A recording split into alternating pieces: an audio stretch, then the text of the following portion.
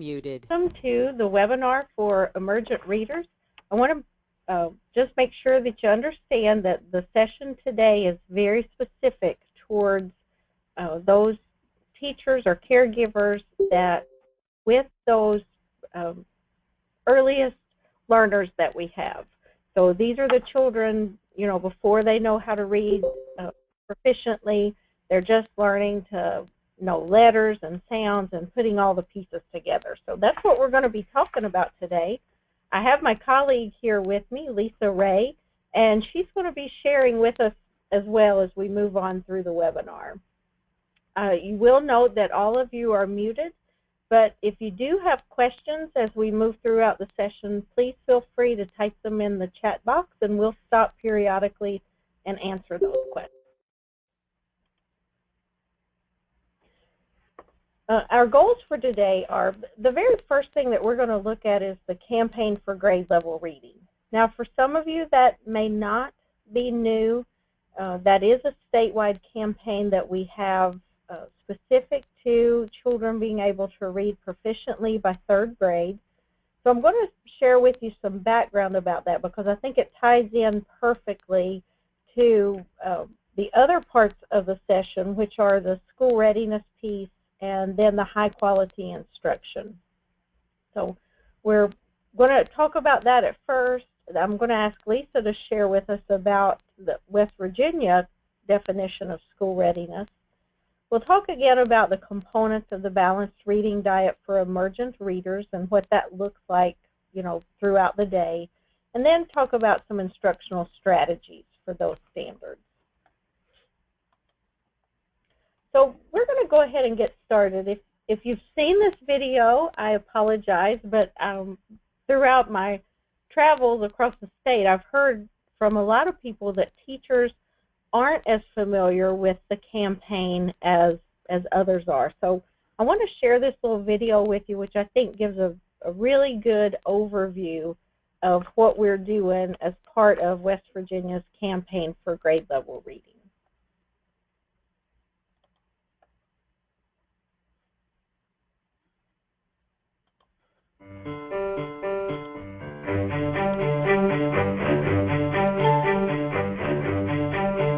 Meet Mr. and Mrs. Johnson, and Mr. and Mrs. Johnson, and Jordan, and Jamie Johnson, 2 beautiful babies born on the very same day. Each baby has a good chance of landing in a good place in life, as long as one of them doesn't lose the zip code lottery.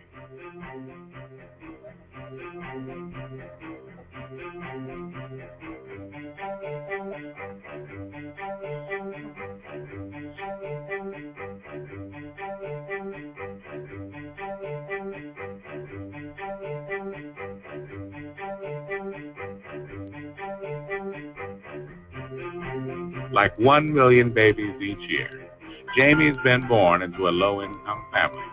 And since Jamie's mom lacked access to good prenatal care, Jamie is much smaller than Jordan. And since they won't have access to brain-developing activities found in high-quality childcare, low-income children like Jamie will be 2 times more likely to experience developmental delays. It probably won't surprise you that by their 3rd birthday, Jamie's been exposed to a lot fewer words than Jordan. A whole lot fewer. And I imagine Jamie's 4th birthday won't be much better. By the time they reach kindergarten, Jamie will have already fallen behind Jordan in language and pre-reading skills by 12 to 14 months. And getting to school on a regular basis will be perhaps Jamie's biggest challenge. Unfortunately, a myriad of health, transportation, and housing problems will cause between 5 and 7.5 million Jamies to be chronically absent this year.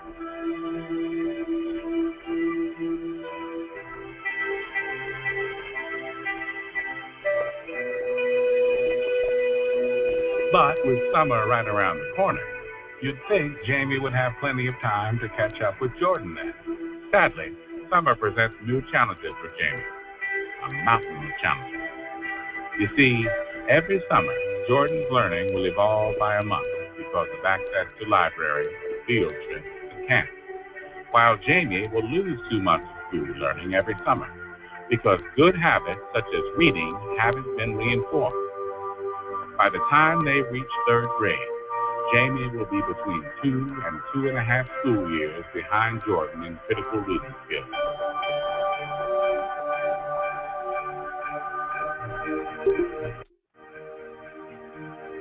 And how much more likely is Jamie to drop out than Jordan because he can't read at a third grade level? 13 times more likely, and the results of which are frankly catastrophic.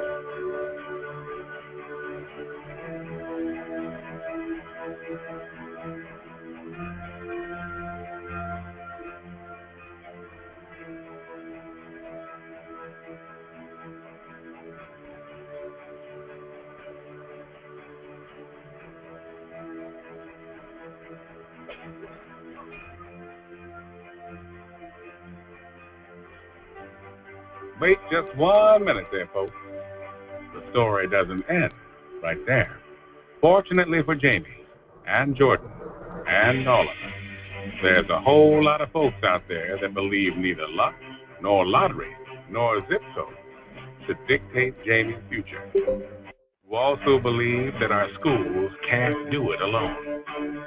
Luckily, there are leaders, organizations, and good people out there that are dedicated to believing in a whole lot more. The solution right now is relatively straightforward if we can commit to 4 things.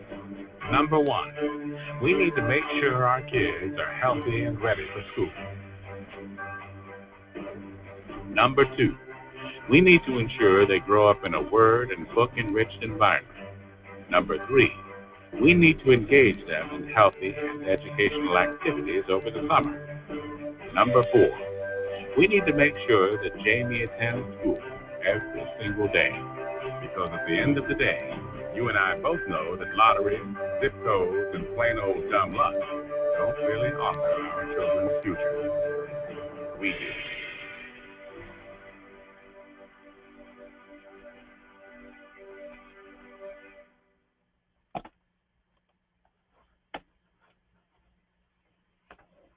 Okay, well, for those of you who hadn't seen that, I hope that was a good experience for you to be able to see what we're talking about when we discuss the West Virginia campaign for grade level reading. And so as we think through what the purpose of the campaign is, really the heart and soul of the campaign is that partners, foundations, our state and communities across the nation know that schools really are working hard. Teachers are working really hard to support children and families. But the truth of the matter is there are just too many things that are outside our sphere of influence. We don't really have any control over how those children come to us. When they come to us in pre-K or kindergarten, they just come at whatever level they are. And so we don't have a lot of influence over what happens prior to that or what happens over the summer. We don't have a lot of control even if those babies show up every day for school and attend regularly. So the heart of the campaign is really saying we recognize that schools and teachers are working hard, but there are things that because you don't have control over, we really have to engage with other partners to help us have some influence. Not that you have to do it, but it really is calling communities to mobilize and support families in those gaps of where we don't have that influence over them. For the campaign, there are key areas that we address. There's school readiness. We're going to talk about that today because that really aligns closely with where you are teaching the emergent learners. The attendance gap, and you'll probably are well aware of the statewide campaign Attendance Matters that Dr. Martirano has sponsored this year. There's extended day and extended year learning. and high-quality instruction. And today we're just going to focus on that first and last one, the school readiness and the high-quality instruction. And then the goal of the campaign, and this is the national goal. So there's a national campaign for grade level reading, and then we have a statewide campaign, and each county, by legislation and by policy, has been asked to create an action plan specific to the needs of their county. There is funding that has been provided to counties for it.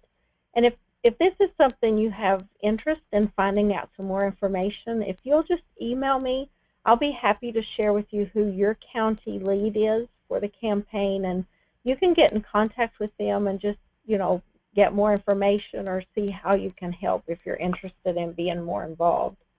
But the national goal, which is our state goal as well, is that by the year 2020, we want to increase by at least 100% the number of low-income children reading proficiently at the end of 3rd grade. Now, not increase to 100%, but we currently had 36% of our low SES students that read proficiently. So what our goal is by the year 2020 is to increase that to 72% of our low SES children. Now I'm going to ask Lisa to come share with us about school readiness. Lisa, welcome. Thank you. West Virginia actually has a definition of school readiness, and we're just going to go over now the definition and the framework of school readiness and transition. School readiness really is a framework to support children and their families as they enter school. As Charlotte said, teachers can't do it alone. You're working really hard, but you have no control with what children come to school with. So that's really the whole focus of school readiness and this framework of support. Readiness, typically, when we're referring to it, we talk about our children ready for school. And that really places an undue burden on children because we expect them to come to school knowing their ABCs and their 1, 2, 3s. And so the burden is on them. But what if we remove the burden from the child and place that on families and communities as well? One thing that's driving me crazy is I don't know how many of you are on Facebook, but there's something going around on Facebook about school readiness and children have to be ready for school. And I just want to scream, look at West Virginia's definition, because we really do embody school readiness. Readiness in West Virginia, there is a formal definition, and it's a little bit lengthy, but we really do look at children holistically. And children do develop at individual rates. And so they do enter school with different levels of skills and learning experiences. And since each child's degree of readiness and their experiences differ, we want schools to be prepared to serve all children. And we look at more than ABCs and 1, 2, 3s. We're going to look at children's health, physical development, social and emotional, language and communication, cognition, and their individual approaches to learning. So the first thing that we'll look at is communities. Because again, teachers can't do it alone. You need the support of your community. So what is the role of your community? We need to share an understanding of resources, and we need to connect those resources. You need to have a guide, a comprehensive guide to increase public awareness, especially about how important those early years are. Reach out to your businesses, and especially your medical communities, especially with pre-K and kindergarten requiring immunizations and physicals and dentals. In order to get that done, you had to educate your medical community. Excuse me. So what's the role of the school? In order, The only requirement for children to come to school is that you are 4 years old for pre-K or 5 years old for kindergarten by September 1st. That's the only requirement. You don't have to be potty trained. That's it. It's just a birth date requirement. So schools really have to embody that and ensure clear communications with families. Use that early childhood team that you have, and especially when you're doing home visits. Those homeschool communications are vital.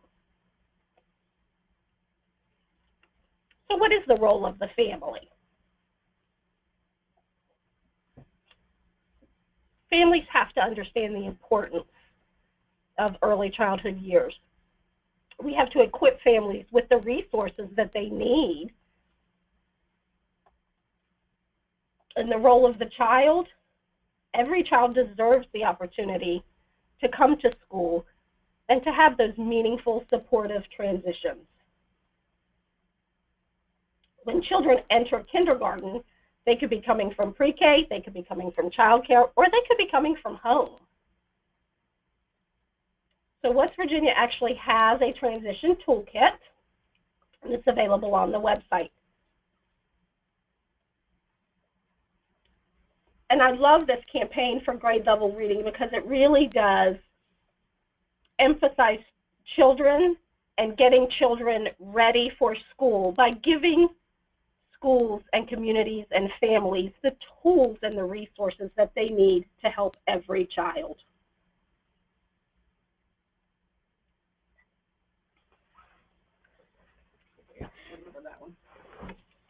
Thanks, Lisa. You know, one of the things I think is a little confusing maybe is when we talk about school readiness, our West Virginia definition, we talk about us being ready for the child, really. So is the school ready for those babies to come to us? But when we look at the campaign, we are talking about supporting families and children so they come to school even more ready. So we're looking for them to come to school with more knowledge and understanding and coming to school healthier, making sure that those health determinants are in place as well. So it is kind of a dual focus, I guess, but I love the heart behind West Virginia's definition that we're not going to put the burden on children, even on families. We're going to make sure that we are prepared and we have the expertise to be able to support the children wherever they are when they come to us.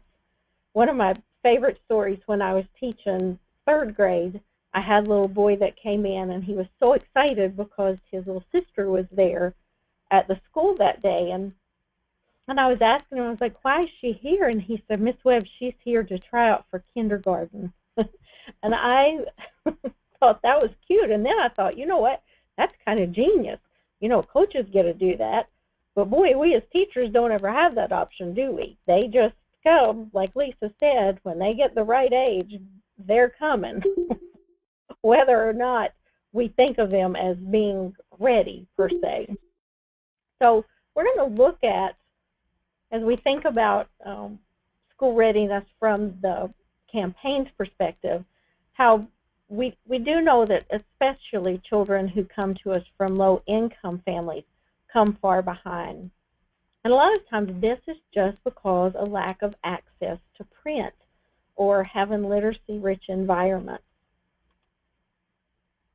And if you remember that number from the video that we just watched, by the time they reach school age, low-income children have heard 30 million fewer words.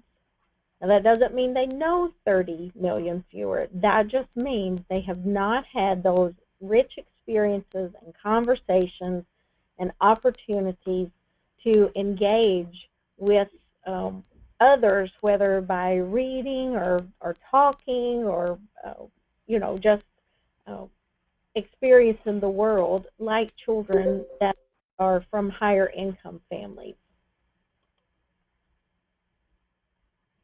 And I think we might have looked at this slide last time, that this is what the research shows, that poverty really trumps every other risk factor that there is, whether it's limited English proficiency, a language impairment. And so when we think about our babies that come to us without those rich experiences, we do have to really focus on vocabulary and providing literacy-rich experiences for them in order to build knowledge and vocabulary. Now let me show you what that looks like. This is a little video I'm going to show you about what it's like when children have an opportunity to engage in conversation and interaction, and what it looks like when they don't.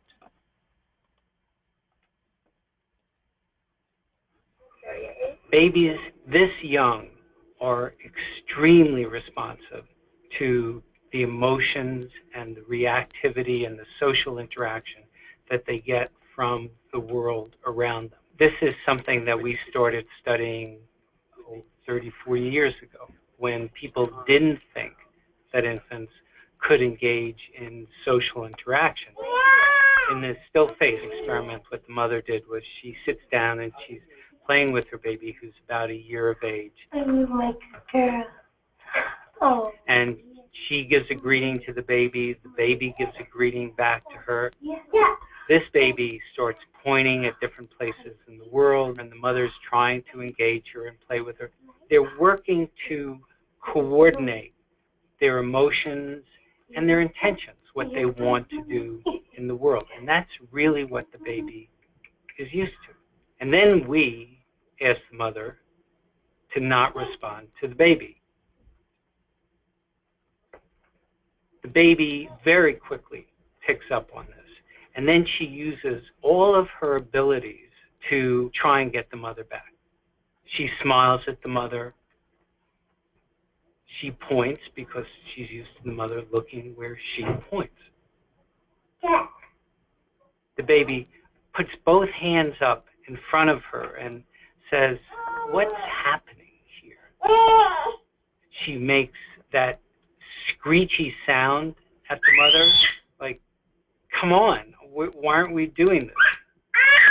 Even in this 2 minutes, when they don't get the normal reaction, they react with negative emotions. They turn away. They feel the stress of it. They actually may lose control of their posture because of the stress that they're experiencing. Okay. I'm here. And what are you doing? Oh, yes. Oh, what a big girl. It's a little like the good, the bad, and the ugly. The good is that normal stuff that goes on, that we all do with our kids.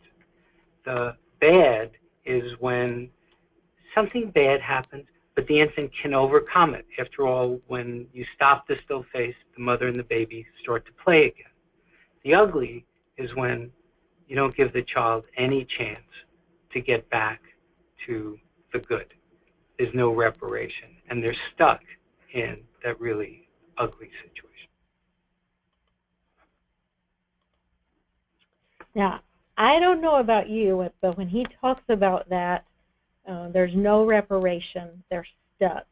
I know in my time teaching kindergarten, I experienced some of those babies that were stuck. They didn't know how to engage. They didn't know what those societal norms were, and it was very, very difficult for them, and I'm sure you all have experienced that too. This is an older video, but I think it so clearly messages for us what some of our children are going through prior to coming to us for whatever reason. You know, sometimes, especially with the amount of poverty in our state, we have parents that are working 2 jobs, a lot of single parent homes, sometimes grandparents are raising the babies, and so it's really important not to get stuck ourselves on, again, those things that we don't have control over, but to focus on, okay, we are aware of how they're coming to us, so what kinds of things can we do to help bridge that gap for those children? And we're going to talk about that as we move along, as we talk about the high quality instruction. And let me just say, I know a lot of people, this video really resonates with them. Any of this stuff that I share with you, the PowerPoints or any of the information, you are more than welcome to it. If I have it, it belongs to you as well. So at any point you see something that you'd like to use or share, feel free to email me, because I'm more than happy to send that to you. So let's look at high quality instruction, knowing what we're dealing with a lot of times with those babies. Again, we talked about literacy. All literacy is all those components of our standards. So just being able to receive by reading and listening, and share information by writing and speaking, just in order to connect with others, to have meaningful experiences and meaningful relationships. And again, looking at the balanced literacy diet, and looking at all of those pieces that go into what we say is reading comprehension. And you're going to see that as we move through today, really the things that we're talking about with those emergent readers, those are the foundational skills that have to be in place before anything else can happen. And when I taught at Carlow University in Pittsburgh, one of the things I would tell my pre-service teachers, I said, this is the most important job. And I don't mean to minimize any of the other content areas, but if you can read, you can read and learn math. You can read to learn social studies or science. It's not the same with any of the other content areas. So this really is the foundation of all learning, is being able to support literacy. This was just a resource that I shared with you last time about Words Their Way. But let's look at what that diet looks like again for the emergent reader, or a lot of times people will call them pre-readers. If you notice, again, the time spent is equal. So each of those parts are not really one more important than the other. We just need to make sure that we're given ample time for children to engage with text, engage with conversation, and just have a lot of experiences around building knowledge and vocabulary.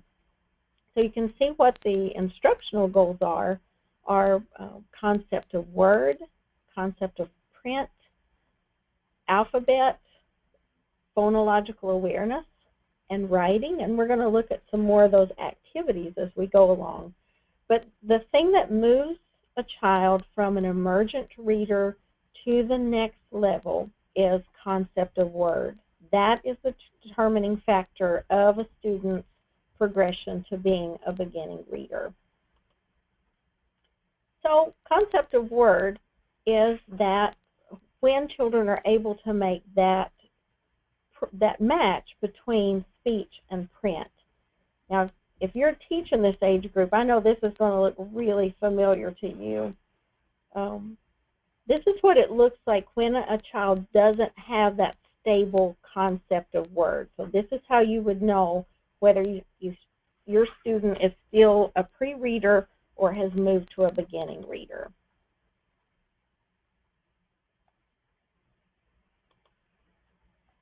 Little lamb, little lamb, little lamb, Mary had a little lamb whose fleece was white as snow. Okay, can you go back up to the top and show me again? Mary had a little lamb, little lamb, Mary had a little lamb whose fleece was white as snow. Now, I'm sure you've seen that before. That looks very familiar, how you can see the child, it looks like they know what they're doing, but boy, those syllables get very confusing, because when they hear a syllable part, they also think it is like a word as well. So it takes a while for them to get that concept of word in place. So what kinds of activities would you do? Well, exactly what you just saw. When you can help children, memorize those nursery rhymes or songs, even dictation, writing out a poem or writing a letter of the morning for your morning meeting, and allowing children to read along and point as they read. Those are the types of things that help them get that concept firmly in place. Also, repeated readings of little books that have controlled vocabulary, but they're predictable. That kind of reading also really supports it. Things like brown bear, what do you see? And they're able to, use the picture connection and the print on the page to identify that. And so what about concept of print? Well, concept of print, again, just thinking through about how language works.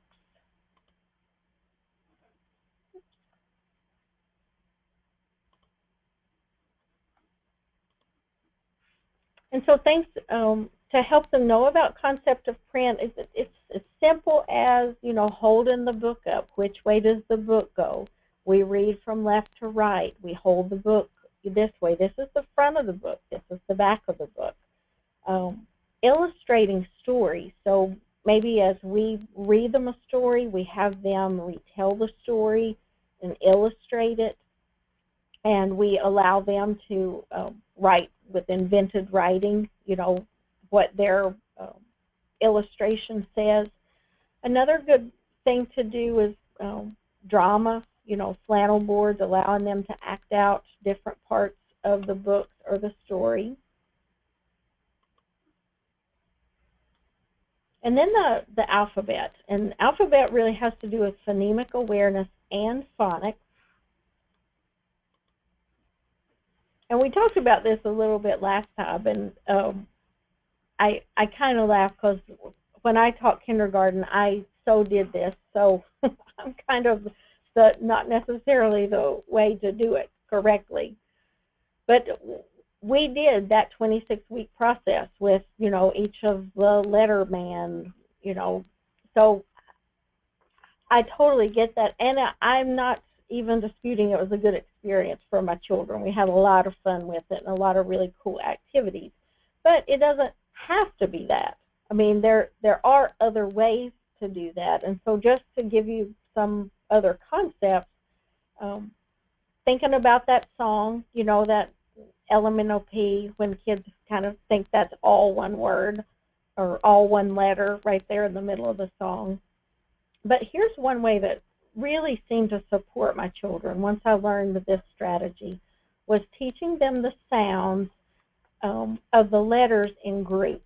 So they could, I had a way of sorting them so we taught certain types of letters at the same time. So the first thing we would do would teach all the letters with their sound at the beginning of the letter name. And you see those listed there. The B has the B sound at the beginning. And then choosing all those letters that have the sound at the end of their letter name. Like F, you don't hear the sound until you get all the way to the end of that letter's name.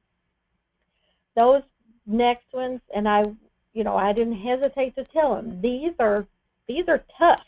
These are really complicated, and you're really going to have to be thinking like big boys and girls to remember these. Because some of them we just have to remember how they are because they're confusing. Like with C, we teach them that sound is K, but then it also has the S sound. So with G, and then we tell them that the sound is G. So they don't really have anything knowledge-wise that they can hook to make that make sense for them. With W, they'll always tell you the sound W makes is D, D, D. And with Y, it's W, W, W. So, and I know that if you are with these children now, you know exactly what I'm talking about. And then they learn, and that book, Words Their Way, really talks about the developmental process of children learning sounds and being able to sound out words.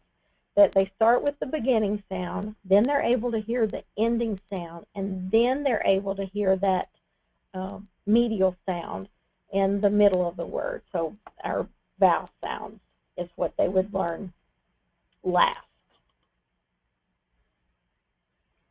So as we think about the alphabet, gosh, just giving them a lot of experience with it. You know, matching games, picture sorts.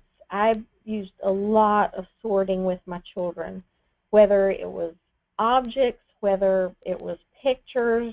You know, if we were on a specific sound, just having them go around the room and collect objects that, you know, started with that sound. Phonological awareness is a little different in that it's being able to distinguish those sounds. So it's really about what your children can hear. So they have to learn to hear that sound before they're going to be able to start making that match with the letters. And going back to the sorts again, that's why I did so many of these. And honestly, even when I taught upper grades, I still always started with a picture sort when we changed the concept or a different feature of letters, because I needed to know that they could hear the difference first, and then we would move to the written word, and just in order for children to be able to see that that they weren't just focused on the patterns in the way the words were written. Okay, and then that last one, of course, is writing. And when you look at the writing piece, what we're trying to do with writing is really just about helping them form those letters, helping them make those letter and sound associations. So helping them know that when I, you know, put a symbol down that looks like this, it represents a sound. And that's tricky. But I'll tell you, one of my biggest pet peeves, as I've, you know, been in education all these years, was when people make that, they distinguish between learning to read and reading to learn. I don't really see a lot of difference. I'll tell you, by age 2 or 3, my children could look out a car window and see the big golden arches, and they knew that meant McDonald's. I mean, they were reading to learn. They knew exactly what that meant and what that entailed if we went inside. So, you know, I wouldn't be so quick to try to make that, try to separate those out too much, because the truth is children are always reading to learn. Maybe not in as sophisticated a manner as they do in the upper grades, but they are always working on reading to learn. Now, we looked at these last time, and again, this is just an example of kind of the transformation that you'll see from children scribbling until you really don't have any idea what they're saying. But the thing I want you to remember about this is, even though we cannot visually identify it, typically the children can. So you always want to give them the opportunity, like, tell me about this. What have you put down on your paper? And whatever they tell you, it's a good idea to transcribe that for them on their paper and then have them read it. You're pointing as they're the words. And again, that helps with all those concepts, making that, you know, match to print, that concept of word. So it really supports several of those areas. And so some activities in the writing component are, just like we said, drawing and labeling. It's important to remember when you label something for them, you always want to have them read it back right then. That sort of cements that learning for them. And, even though it doesn't mean they're going to know how to spell it necessarily next time, but they're able to look at that and start making the association between the words that are on that page and how it connects to what it was that they said. Drawing captions for pictures, even if it's that pretend writing, don't minimize their invented writing, invented spelling. All that's part of the development, and it is perfectly normal, perfectly acceptable. And at this stage, even when your children start being able to form those letters correctly, this is not a time that you pay any attention to whether those words are formed backwards or upside down, or, again, that's all part of the developmental process. Another activity that you can do with children at this is writing letters or making grocery lists. If you are in a pre-K or a kindergarten room and you have those centers set up in your room, this is a perfect way to incorporate reading and literacy into each area of those centers. If they're going to build something with the blocks, once they finish, you might say, can you write down how you did that for me? Gosh, I'd like to go home and try that, or share that with my kids. Or if they're in the kitchen center, let's make a shopping list. We're going to go need some groceries, and allow them to look through cell papers and just copy the environmental print.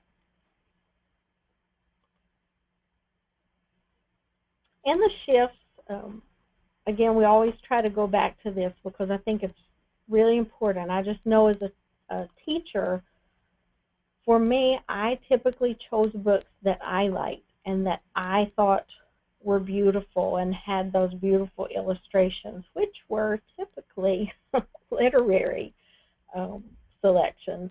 And I didn't often include a lot of informational text, but I can tell you kids love that. You open a book about any type of animal, even if it's a spider, which I hate, but they do not.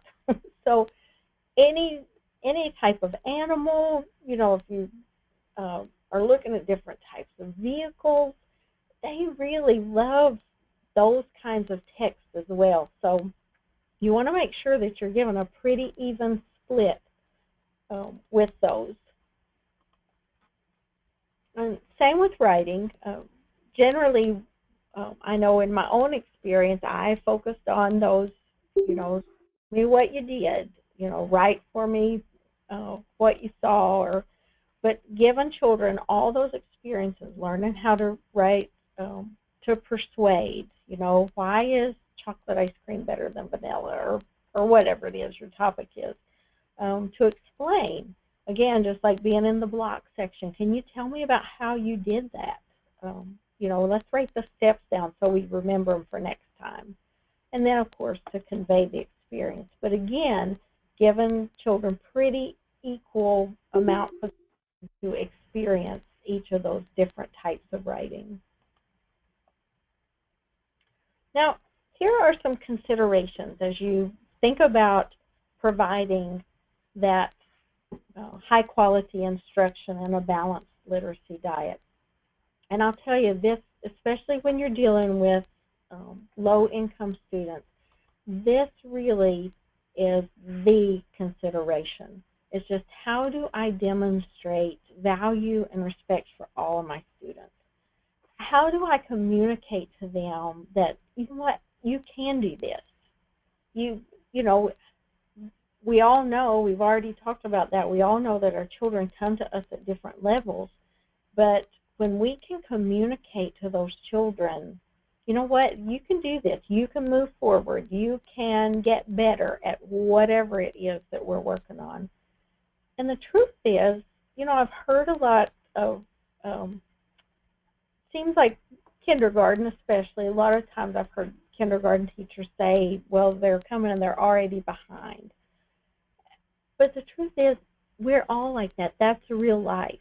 You know, when if if maybe if you've worked with in a PLC or you've gone to do a training somewhere, you know that in your audience they come to you at all different levels, all different levels of interest or ability.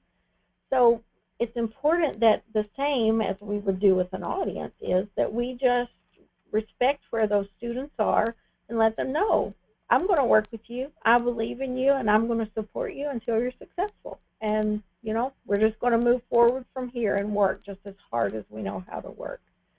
So Dr. Marzano refers to these as low expectancy students. And again, that has nothing to do with the student. That has to do with the teacher and a teacher's perceptions of what is the likelihood that this child can be successful on this standard. And a lot of times I just took my clipboard and I would walk around the room and just stand by each one of them and just, in my head, in my heart, say, what do I believe about this baby? Am I committed to hanging with them and helping them go just as far as they can go? So that really is the biggest consideration when dealing with any students.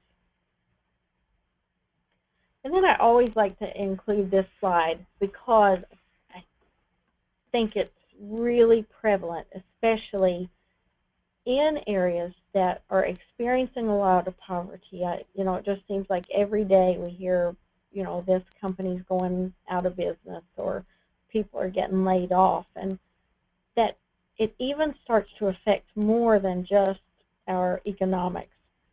It becomes a part of our way of thinking and the way we respond to others. So it's real important that when we think about children that come to us in poverty, that we don't allow that to defile our own thinking.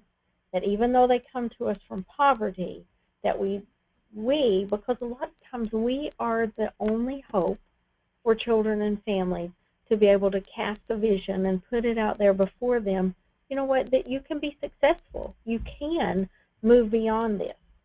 You don't have to repeat this cycle.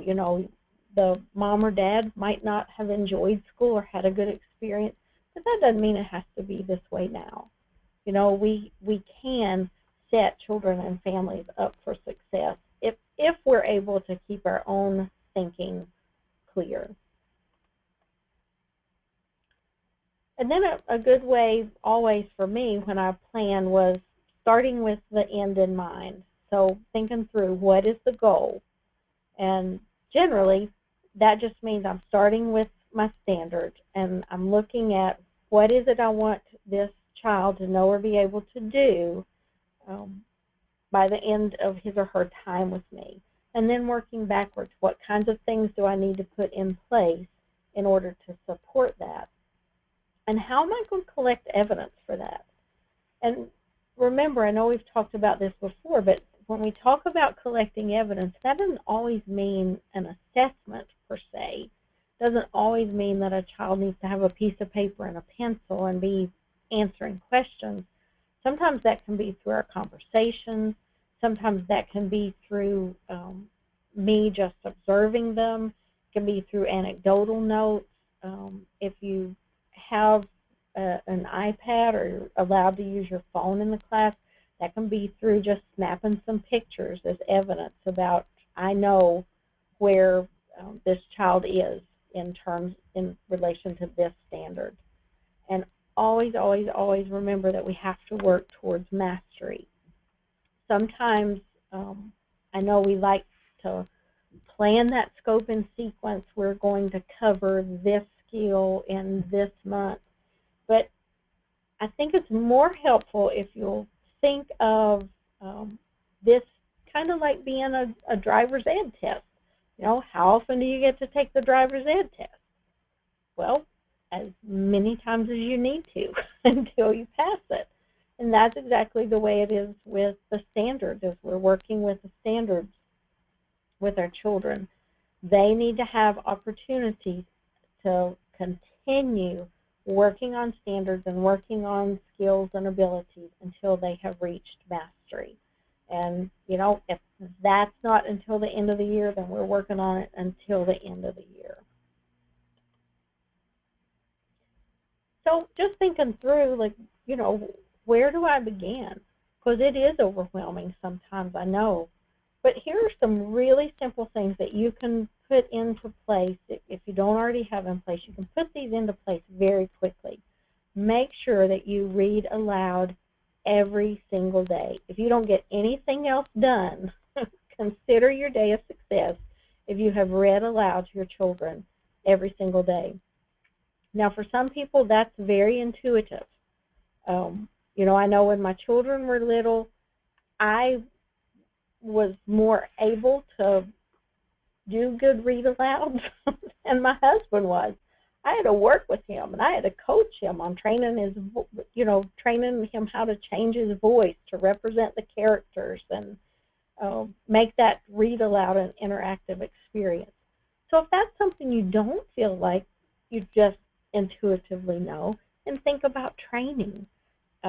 Might be someone in your building can help you with that. I know that Read Aloud West Virginia, they have a really good training program that they do with their volunteers that come in, and I know that they would, you know, certainly be willing to offer that same training if teachers were interested. The next one is having children write every day, just giving them multiple experiences to engage in writing, and then ask them to reread it to you. And boy, just exposing children to text as often as possible. Even though you know they can't read it, you know, even though you know it may not make sense to them, you're helping every time you do that. It's just like putting one more brick, one more brick, or one more brick until the whole structure is built. So every time you give them exposure to text by any means, then you know, it's just helping build that structure for them and that connection to literacy. And give students ample time to have conversations. I recently read some research by Fisher and Fry where they talked about 61% of our time in the classroom ought to be given to students having conversations with each other, with us.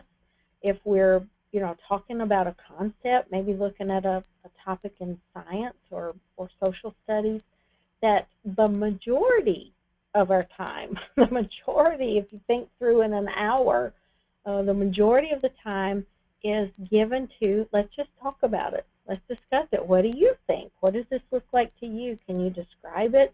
Does this look like anything else that, you know, you can connect it with? So giving children ample time to have conversations. I know as a teacher it's nice when that classroom's quiet, but it's usually not very productive. So I'm going to take just a second here and check for questions.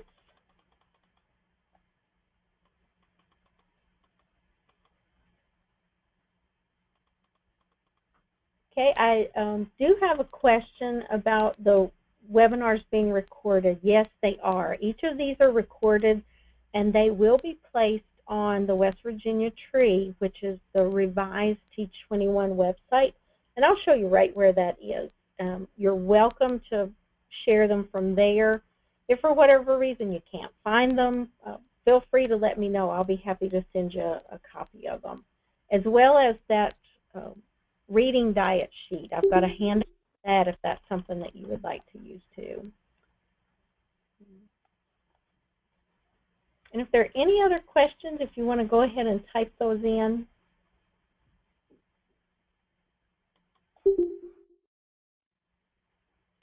Okay, and I'm going to go on and give you a chance to look at. These are the future webinars. I did send them out in the listserv today. So if you didn't get that, again, email me. I'll be happy to give you any of this information and the login information for all of them. Oh, wow, this is a great question. So how do I become an agent of change in my school? I love that. I love the question. I love the heart behind it.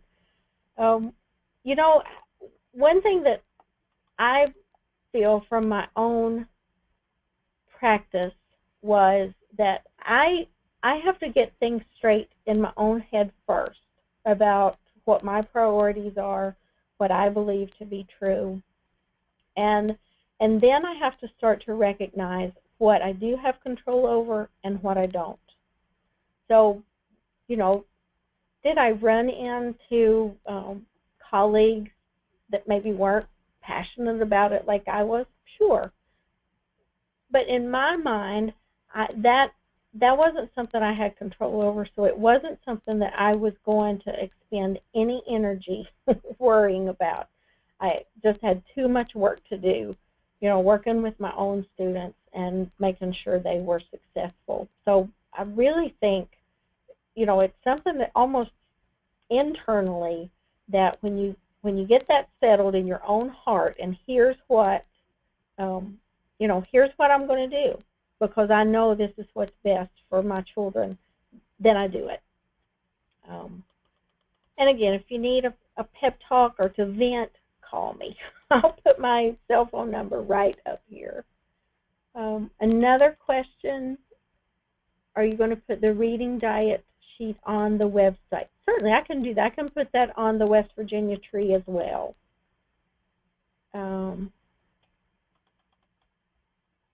Do we get proof that we attended? Oh, okay, I see. The question is, do we get proof that we attended these webinars? Because you registered for this, I do have that documentation. So if that's something you need me to email out to someone as proof that you were here, I'll be glad to do that. You know, just email me and I'll let me know to whom you need me to send that. Okay, let's take a look at where the tree is, and then the very last thing, I'll put my contact information up so you can see it. Now, if you just go to the West Virginia Department of Ed page, there is a search bar, and you can type in WV tree. But when you get here to the West Virginia tree, you'll see that all of the grade levels are represented here for early learning. And you just choose your grade level. And then right here at the bottom under this professional learning, right here you've already got the balanced reading diet, and that was the first webinar that we did in this series. So they'll each be posted right here.